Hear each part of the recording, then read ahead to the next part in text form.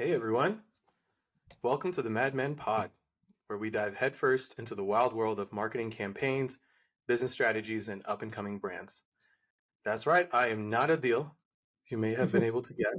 Adil couldn't make it today, so you got the Samir and Salim show. Man, we got a great show for you. Pretty busy news cycle this week. What did you say, Salim? What did you catch going on? Man, it's IPO week. You think IPOs are back? Three big companies went IPO this week: Instacart, Arm, and Kaleidoscope went IPO this week. You think markets are ready for all these big brands to make their break, or you think the market still sucks and it's all going to dive down? Find out on a future episode of Mad Men Pod this week. We talk about it. Brands on the fall. Maybe we got a segment coming up. We'll see. Well, we got a great lineup for you guys. We're talking Airbnb. We got some Google Apple and rivalry going on. We got a little bit of nostalgia coming back. For those of us in 2010s who might strike a nerve if you were impacted by this cultural phenomenon that we'll get into. Gen Z without a deal here, so this better not be another Gen Z talking, Samir. You're right. No Gen Z, no cane shoes. Right, that's the commitment. All right, let's hit it. Men go mad. He's gone mad. Mad Men. You're mad. The man's mad. Mad Men. I'm mad. So what happens when the disruptor gets disrupted? 15 years after upending the travel industry, Airbnb is now having to contend with an industry that's fighting back. New York City's local law 18 officially went into effect, putting restrictions on short-term rental homes. Cities like Dallas, Memphis, San Francisco, Paris, and Barcelona are all following suit. However, Airbnb launched a new global campaign highlighting the benefits of short-term rentals against hotels directly. Airbnb seems to be brushing off these restrictions from local cities like it's nothing. Is Airbnb going to be facing a bigger problem here, or is this just business as usual for them? What do you think? A dud or stud campaign against local law enforcement's going after them? Yeah, this was fun. I think Airbnb is a stud for going directly after hotels and completely ignoring what's happening with local governments. After the pandemic, we saw Airbnb shift their advertising efforts away from performance marketing and search, and they invested it more into brand advertising. So that gave the brand a lot more meaning and depth to what consumers believe about Airbnb, and it worked extremely well. And this is the next chapter in their brand story. So this ad campaign works because they truly have a unique product that solves real problems. One spot shows a group of friends arriving at a hotel pool that is full of children. And they say, if you're finally ready to take a trip without the kids, why stay at a hotel with more kids? Another spot questions why a group of friends traveling together would pay for separate hotel rooms just to be apart from each other. These are real product offerings that have made Airbnb the disruptor they are. It really doesn't matter if some cities are cracking down on them because their product is so ingrained in consumer expectations now. You can make the argument that hotels and Airbnb are not interchangeable anymore. Remember when we wouldn't shut up about Barbie and we kept talking about Airbnb hosting Barbie Malibu Dream House? That's not something you'll see Hilton and Marriott offer. That is what Airbnb brings to the table. So local cities, do whatever you want to keep Airbnbs out of your neighborhoods, to try to protect the locales, protect the Hilton and Marriotts of the world. But you guys are the ones that are truly going to lose out on that travel and tourism revenue for the city. That these people are just going to find these experiences in the cities that they're allowed to be in. And Airbnb is going to continue to win on top. And I don't think any of these major cities, even those in New York, that New York City restriction we think would be a big one, I just don't think it's going to matter to Airbnb. Let me ask you a question, Samir. When you travel, do you go hotel or do you go Airbnb? For work, hotel. For leisure, Airbnb. So you and your wife, when you travel, you're taking Airbnb? We'll find the right neighborhoods they say to stay in. If you're going to go to New York, you may or may not want to stay in Times Square. But if you want more of that kind of real New York experience, you're probably going to try to find an Airbnb that gives you a little bit more of the real feel and not the big glamour Times Square type of feel. So that's the way I like to travel, is outside of the typical touristy spaces. Look, Airbnb is seeing great numbers year over year, right? They're profitable. They've come over 3 years. They've seen 150% increase over 3 years. They're absolutely killing their market, and they're growing exponentially, right? Verbo is trying to get in and get a piece of that pie. There's a funny article I sent in the group chat about all the companies that came out of Craigslist, and Airbnb was one of them, right? Airbnb Varbo was basically people renting their homes on Craigslist, and they said, "Hey, let's go build our own company." But look, what I see here is very interesting, is because they've got a niche, they've got these business model that, yes, in New York's law might affect it or not, but look, I'm going to stay most of the time in a hotel. If I'm traveling domestically, if I'm traveling internationally with where I don't know the area well enough, there's a good chance I'm going to stay in a hotel, because the hotel does provide me, comfort, security. And by the way, this is not my house. I'm on vacation. I don't want to clean my own sheets. I don't want to clean my own kitchen. Like, I don't really give a shit about that. That's not why I'm on vacation for. However, Yeah. However, what is a stud move in this is the idea of embracing why there's value in Airbnb. So what's interesting about Airbnb, what people do indulge in Airbnb, is usually out of the country. If I see people looking in Thailand or Bali or going to Japan, these guys are staying in Airbnbs because they do offer a unique experience there, and that's what they're capitalizing on this campaign. So that's why I do think this is instead of a campaign, because I think they do bring something totally different to the atmosphere, and that's what's going to change the game for them. And I think most people don't know that yet. So the more they highlight these cabins, these beautiful facilities that have lakes, swimming pools over these huge waterfalls, those are the things that are going to come home and hit home, and people are going to want those experiences. So I think that's why this campaign really is a stud. Yeah. Yeah, that's huge. Do you think Airbnb would ever offer a loyalty program? Because we know the hotels are banking on those loyalty programs. Like, they invest so much in it. It's a big driver of their business. Do you think Airbnb would ever start their own loyalty play? I think that would be the game changer. I think if they could figure out how to do a loyalty program, I do think that would change the game. Corporate rates and loyalty programs are what drives corporate business hotel stays, and like, I'm literally at the Gaylord right now, and this is not a very good location of the Gaylord, but there's a beautiful Gaylord behind this. And part of that is that the conference I'm here with, it has a contract with with the venue, right? And that's why they're here. We only do Gaylords for this convention. And they're a Marriott property, right? So I came in, I went straight to my elite line and said, "Hey, I'm Marriott Elite. Give me my benefits, give me my perks." And they handed me a whole list of perks. Last week we talked about Delta Airlines and Tom Brady, and that was Delta Airlines has the same issue, right? They had the whole issue of loyalty programs. So if Airbnb could figure this out and figure out, hey, how do I get Airbnb loyalty points, that would change the game. Or if Vrbo can get there before they can, look, there's their biggest competitor is Vrbo, right?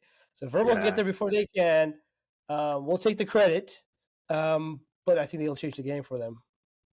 Yeah. Yeah, it'll be interesting if one of them can figure out a way to do it. Because you're right, I think starting a loyalty program is not the challenge, but it's trying to understand what is the value that you're giving to that loyalty member when you don't have control over the experience, right? You're not going to have a checkout line designated to the elite members in Bob's random house right outside the city. So it'll be interesting. I'm sure they're thinking about it. I'm sure they've tried to explore how to get loyalty programs, but yeah, really interesting to see what they could do with it. Uber has kind of a loyalty program. I don't know if you know that. Uber, like, there's Uber One. I don't know how many people use Uber One, so I use it a lot for work.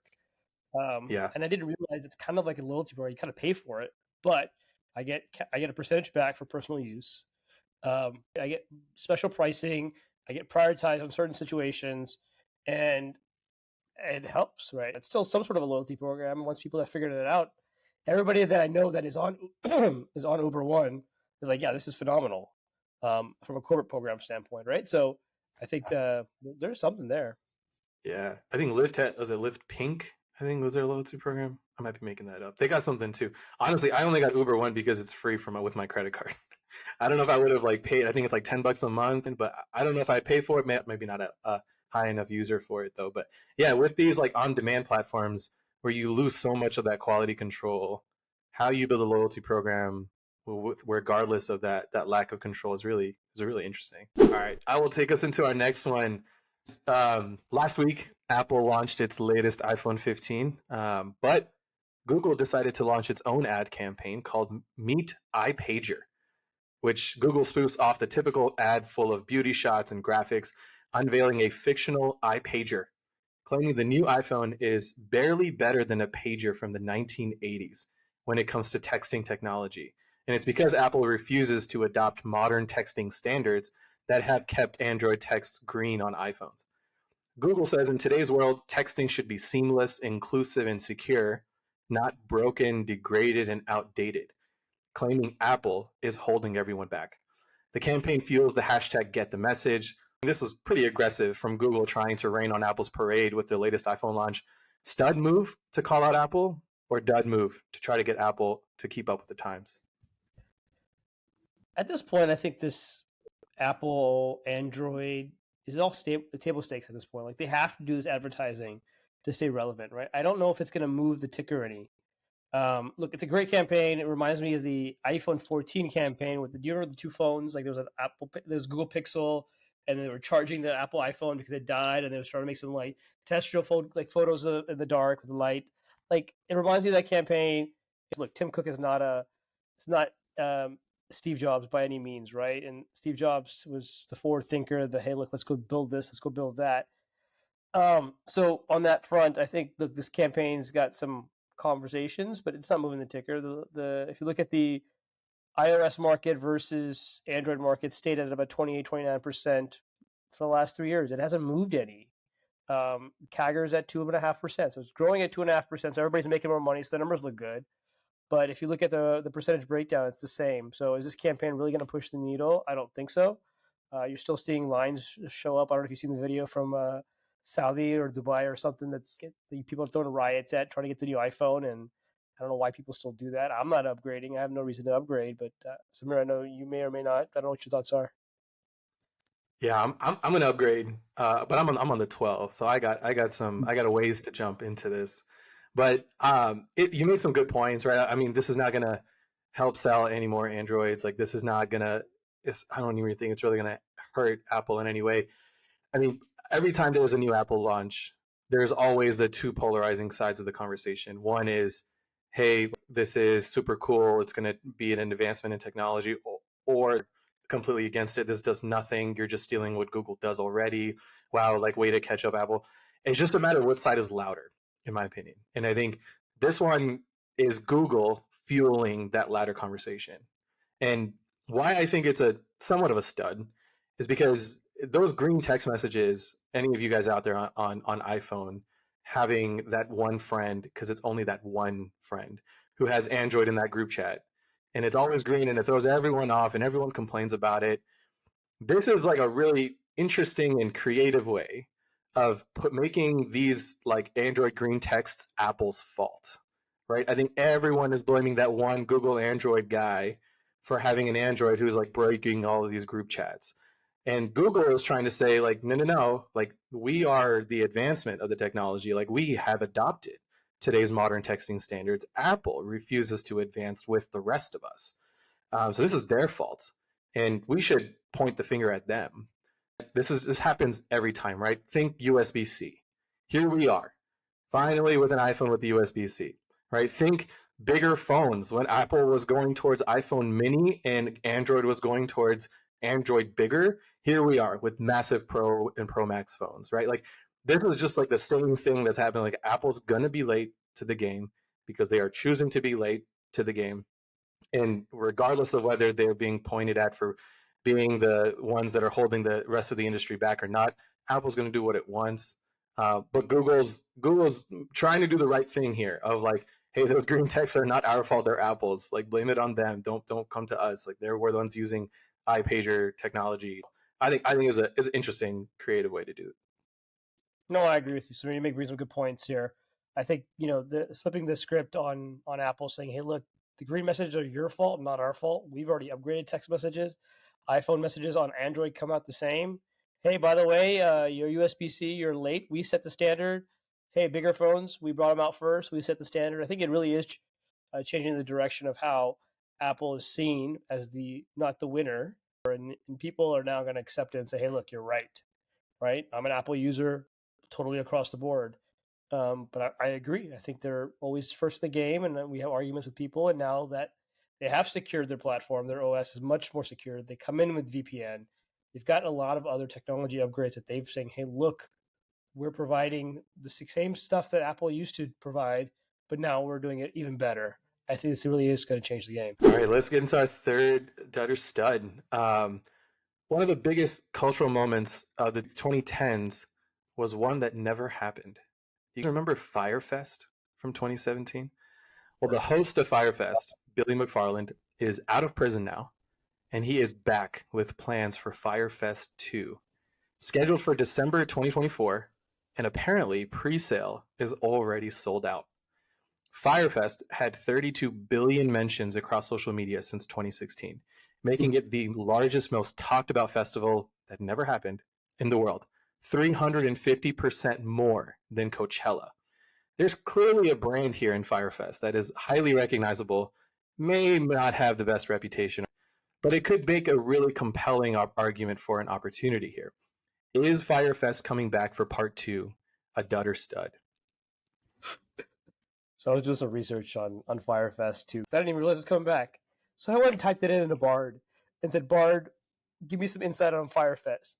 Y'all could all try this. This is the exact answer you're going to get. The answer was, I would not recommend buying tickets for the Fyre Fest. There are way more reputable festivals to buy than Fyre Fest. That itself tells you that this is probably going to be a dud. Look, there's something to be said about the brand. And the point that it could create this type of hype that people are willing to spend money. What if it's the same guy, Billy McFarland, doing the same thing? I don't think he is reputable. The brand might have some existence, but I think it's him that's going to cause a problem. I think what he should have done was gotten the front man, bring Fyre Festival back, sold the brand to somebody else. Somebody would have bought the name and said, hey, look, let's go fix this. They've got a recognition. They've got all this data. That's what should have happened. But the way that McFarland's coming out with this himself, with Fyre Festival Part 2, change the name, change the idea. Come on, go do something else. This is not going to work. This is totally a dud.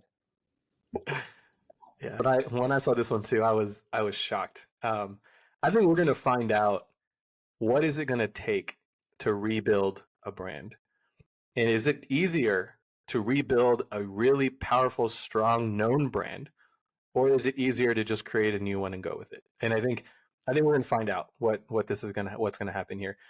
There is some weight to this brand, right? I agree. There is something powerful here, but it's a question of whether this is the smart thing to do with it. If you remember, the Fyre Fest collapse was on the premises of these influencers promoting a festival that never happened, attending a festival that never was there. And, marked a milestone moment for influencer marketing, right? This is where you started to see the enforcement of the hashtag ad on all influencer posts that were paid for promotion, right? Like this was like a milestone thing.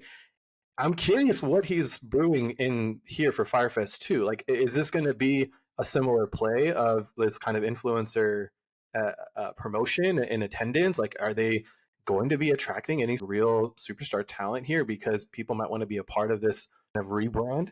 I think there's a lot of opportunity, which is why I'm going to call it a stud-ish.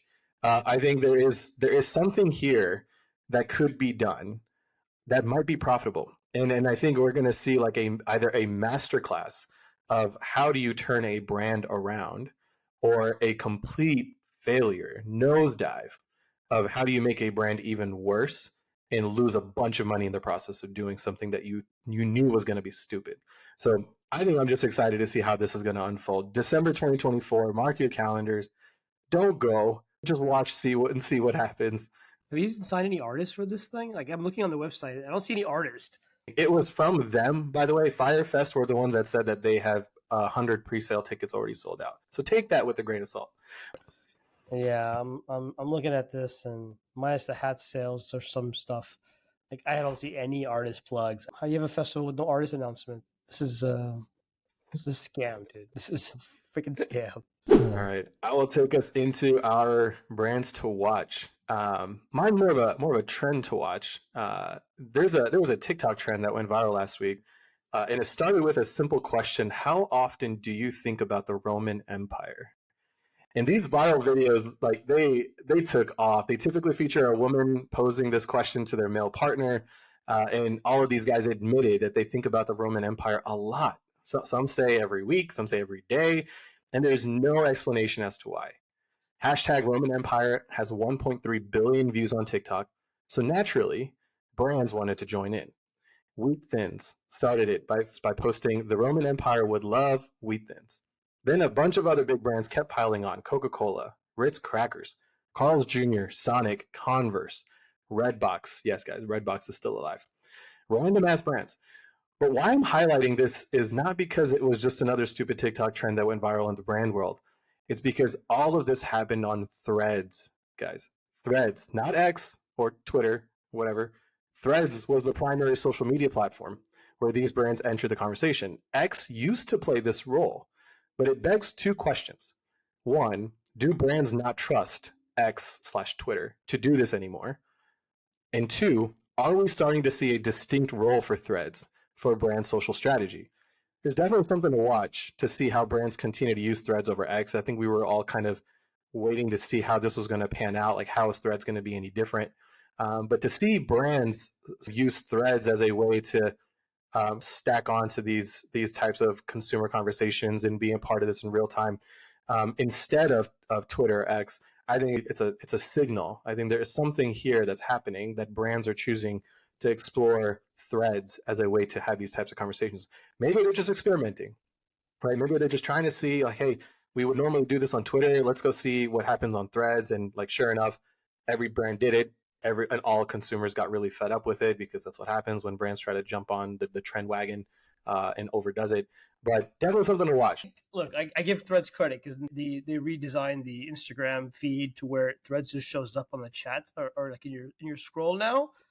So it's showing up. I think there's value there. I agree that Threads should be a brand to watch because they're playing with it. They're spending R&D money on it, and now that Meta world is still sidelined, there's some budget to play with for Meta.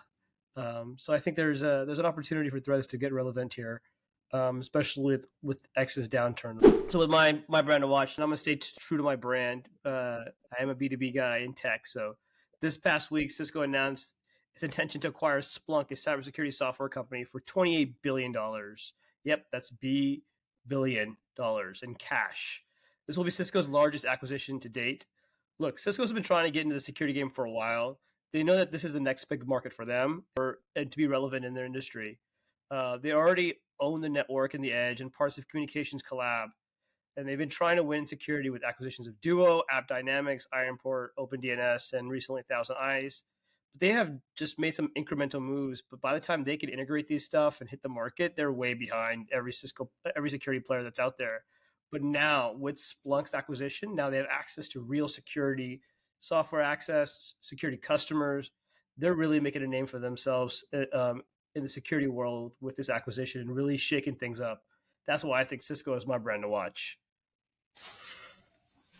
You think Cisco's going to start coming out with more commercials with Splunk? Between what they've done in the past, the idea here is if they're going to make a big acquisition like this for $28 billion, they're going to keep its brand identity to itself and let it play out for a very long time. They did this with Meraki. They're doing this with Thousand Eyes. Meraki still has its name, right? Meraki is one of the only few brands that Cisco's acquired that still carries its name without Cisco's big presence, because there's a different market for it. There is a different opportunity here, but I think what will happen eventually over time is that the integration will happen. They're slow to integrate, but they are quick to transition their sales reps into this category, right? So the idea of, hey, let me go cross-sell them Cisco. Now they have access to all these Splunk customers, and they're big brands that use Splunk. There are some huge names here that they're going to acquire as part of this acquisition that they may have never had access to.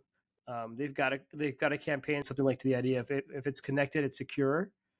Basically talking about the securing the network, and this is their way of getting there. So if this goes through, which it should, I mean, they've got the cash. I think it's more of a regulatory thing now.